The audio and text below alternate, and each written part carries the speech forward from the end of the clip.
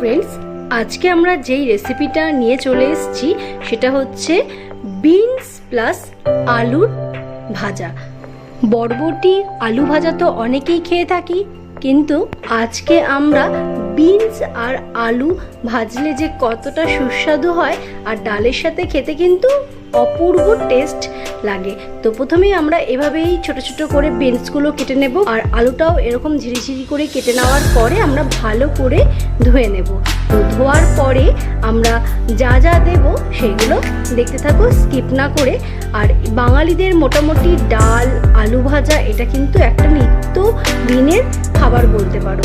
তো প্রথমেই কিন্তু আমরা ভালো করে ধুয়ে নেব, কারণ হচ্ছে বাজার থেকে সবজি আনলে ভালো করে না ধুলে কিন্তু সেটা একদমই পুষ্টিকর হয় না।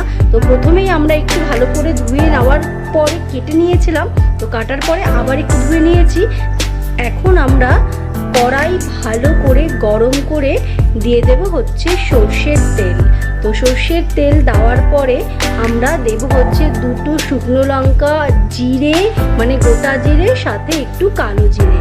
তো ভালো করে তেল গরম হয়ে গেলে আমরা কিন্তু এই মশলাগুলো আর শুকনো লঙ্কা দিয়ে দেব হচ্ছে সম্বারের জন্য।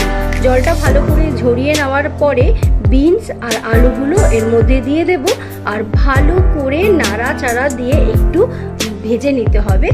একটু ভালো করে ভাজা হয়ে গেলে তারপরে কিন্তু আমরা প্রয়োজনীয় যে জিনিসগুলো দেব সেগুলো কিন্তু দেখতে থাকো স্কিপ না করে। আর ভালো লাগলে অবশ্যই কিন্তু একটা লাইক করো। তো এখন আমরা দিয়ে দেব হচ্ছে পরিমাণ মতো হলুদ, কারণ হচ্ছে বেশি হলুদ দিলে কিন্তু হালকা একটা হলুদের গন্ধ বেরোয়, তাই পরিমাণ মতো নুন আর হলুদটা কিন্তু আমাদের এখন দিয়ে নিতে হবে। তো দেওয়ার পরে আবার ভালো করে নাড়াচাড়া দিয়ে আমরা এটা একটু ঢেকে দেব, কারণ হচ্ছে একটু সেদ্ধ হওয়ার জন্য আমাদের এটা ঢেকে দিতে হবে। আর অল্প তেলে রান্না করলে এভাবেই ঢেকে ঢেকে কিন্তু রান্না করতে হয়। আর বেশি তেলে যদি মচমচা করে রান্না করো তাহলে এত ঢাকতে হয় না, ভালো করেই হয়ে যায়। তো আমরা অল্প তেলের মধ্যে কিভাবে সুস্বাদু আলু আর বিনস ভাজা হয়ে যাবে সেটাই কিন্তু তোমাদের দেখাচ্ছি, যেটা হচ্ছে আমাদের বাঙালিদের ডাল দিয়ে আলু ভাজা খেতে কিন্তু খুব ভালো লাগে। আর সেটাই তোমাদের সাথে আমি দেখাচ্ছি। এভাবে ঢেকে দেওয়ার পরে কিন্তু সিম করে দিতে হবে।